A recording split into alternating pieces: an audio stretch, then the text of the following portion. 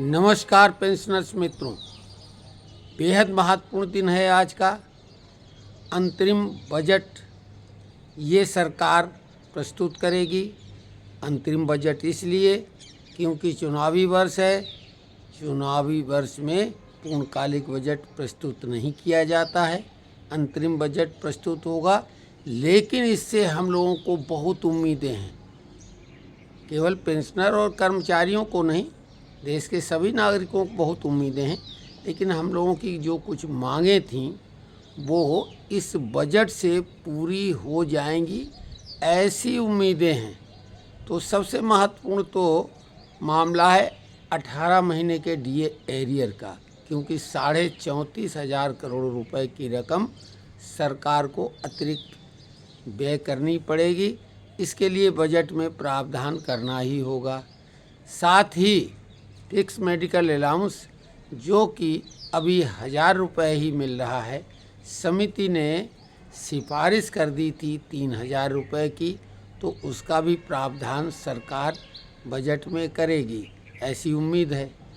इसके अलावा डीए मर्ज, चूँकि कल जो डीए 4% बढ़कर अब 50% हो गया है। हमने ये बार बार आपको कहा था कि 4% ही बढ़ेगा, इधर उधर की बात बिल्कुल नहीं की थी। तो कल 4.28% डीए की वृद्धि हो गई है, अब हो गया है 50.28। तो 50% को डीए पार कर गया है। इससे इसको 7वें वेतन आयोग के अनुसार मर्ज किया जाना है। कर्मचारियों को बहुत सारे जो उनको भत्ते मिलते हैं उनमें सब में वृद्धि हो जाएगी, लेकिन पेंशनरों के जो आगामी डीआर होगा उसमें वृद्धि होगी। तो इससे भी बहुत फ़ायदे होने हैं।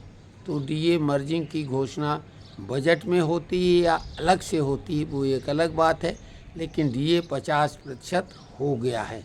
अब ये कहा जा सकता है कि 50% डीए क्रॉस कर गया है। हालांकि सरकार ने इसकी कोई घोषणा नहीं की और करेगी भी नहीं। सरकार डीए देने की बात करती है मार्च में, लेकिन ये आंकड़े आ चुके हैं, इसमें अब कोई रद्दोबदल नहीं होगा। इसके साथ पेंशन वृद्धि जो 65 साल की उम्र से 5% पेंशन वृद्धि की बात है, तो उसमें भी सरकार को अतिरिक्त व्यय करना होगा। तो बजट में इसका भी प्रावधान करना होगा। सारे ये छोटे मोटे मुद्दे मिला के कोई मिसलेनियस टाइप का अलग से भी बजट में प्रावधान वो कर सकती हैं।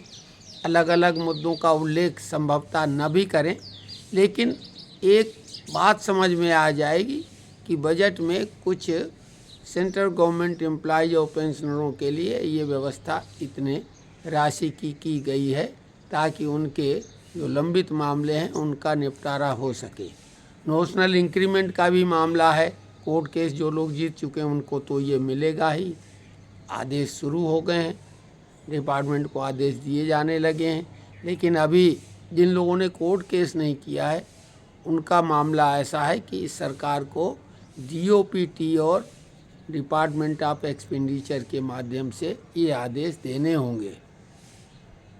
अन्य जो मामले हैं जैसे रेलवे कंसेशन वगैरह, इसका तो निश्चित तौर से बजट में ही उल्लेख हो जाएगा, क्योंकि दोनों बजट एक साथ अब प्रस्तुत किए जाते हैं। रेलवे का बजट पहले अलग से होता था, लेकिन अब ऐसा नहीं है, एक साथ ही ये बजट पेश होते हैं। तो रेलवे कंसेशन भी महत्वपूर्ण मुद्दा है, क्योंकि हम कहीं भी आते जाते हैं।